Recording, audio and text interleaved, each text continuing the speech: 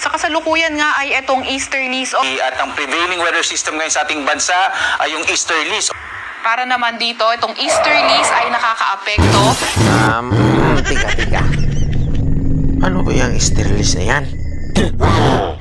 Ang easterlies ay binubuo ng hangin nagmumula sa dagat Pasipiko. Maaari makapekto ang easterlies sa bansa sa anumang bahagi ng taon. Ngunit kadalasan ito nagiging dominante sa tuwing tag-init o dry season sa Pilipinas. Easterlies ang dahilan kung bakit nararanasan natin ang pagtaas ng mga temperatura. Nagdadala ito ng mainit at malinsanong panahon lalong-lalo na sa silanong bahagi ng bansa. Ngunit dahil ang init at moisture ay bahagi ng water cycle, maaari rin itong pagmulan ng makakapay na ulap. Kaya bukod sa init, maaari rin itong magdulot ng pagkidlat, pagkulog o thunderstorms na madalas maranasan sa hapon o gabi.